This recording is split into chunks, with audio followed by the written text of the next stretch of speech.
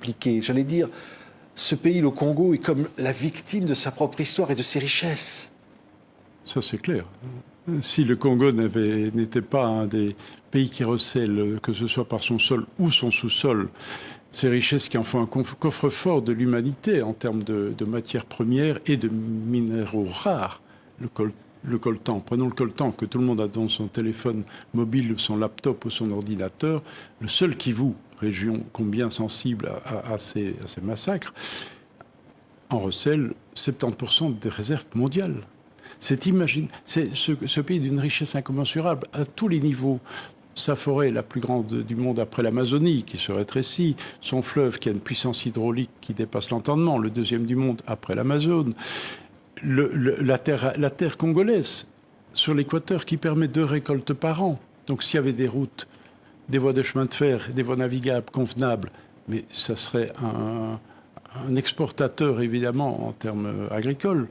Et évidemment, les minéraux principaux standards, le cuivre, le cobalt, le coltan habituels, et tous les minéraux rares, nobium, tantalium, coltan et autres, germanium, qui sont au Congo. Donc ce pays devrait être un dragon, un pays de référence, un des grands pays importants et de l'Afrique. Or, il n'est pas classé parmi les pays les plus pauvres. Oui. C'est un scandale absolu. Comment vous l'expliquez que ce pays qui a le plus de richesses est aussi le pays le plus pauvre? Mais il y a une relation de l'un à l'autre, évidemment. Et ce pays a fait l'objet de prédations, évidemment, multiples. Tous les vautours sont venus manger sur le corps de la bête, c'est évident. À commencer par les pays limitrophes qui sont venus faire la guerre. C'est bien expliqué dans le film, je pense. Des pays comme l'Ouganda, le Rwanda sont venus faire la guerre au Congo et piller les richesses du Congo, au point d'ailleurs de se faire la guerre entre eux.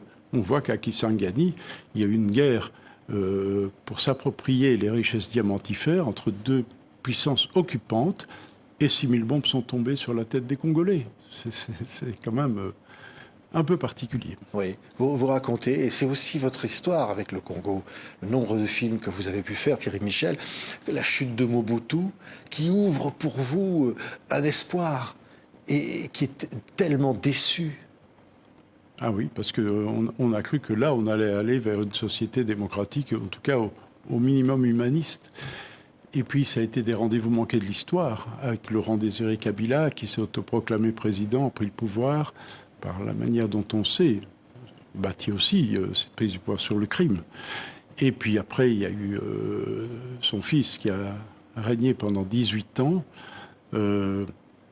et le pays a sombré dans la déliquescence de l'état de droit, qui dans certaines régions devient, au-delà de la déliquescence de l'état de droit, une déliquescence des références morales minimales de l'humanité, où tout d'un coup, l'homme redevient une bête, un loup pour l'homme.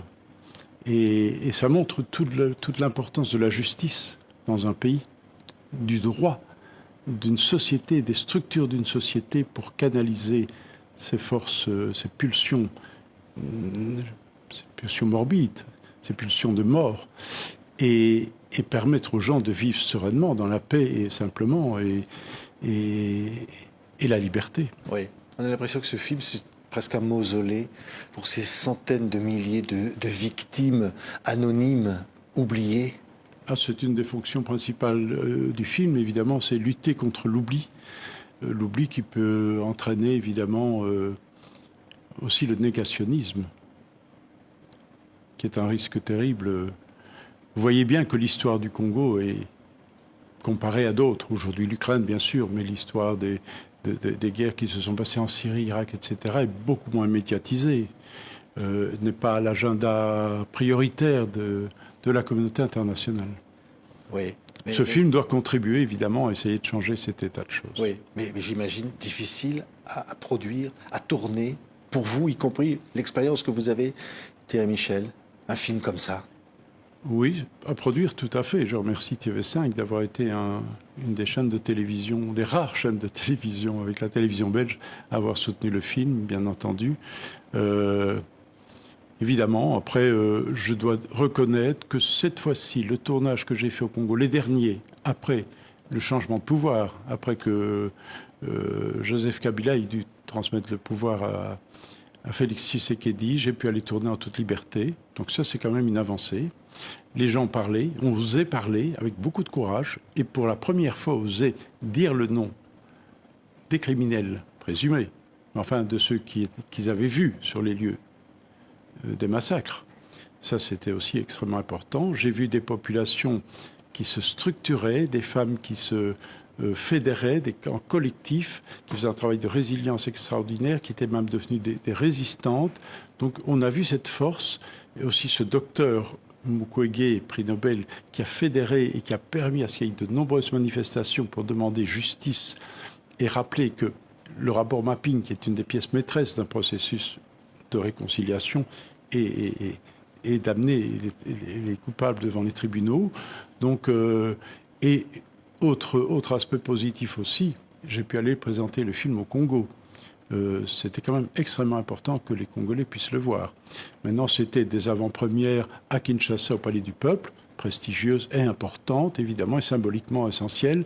Maintenant, je dois encore faire toute la tournée à travers le Congo pour que les populations des différentes villes et provinces martyrs puissent voir ce film. Oui, vous allez pouvoir le faire. Vous ne risquez pas d'être arrêté éventuellement J'espère, je ne peux que l'espérer, je ne peux pas le promettre. De toute façon, il y a déjà une procédure en justice qui commence à mon encontre pour interdire le film, le saisir, voire me condamner à une peine d'emprisonnement. Oui, mais bon, on va faire face. Venant de gens que vous citez ou accusez dans le film? Pas directement, ça serait trop facile. C'est beaucoup plus habile que ça.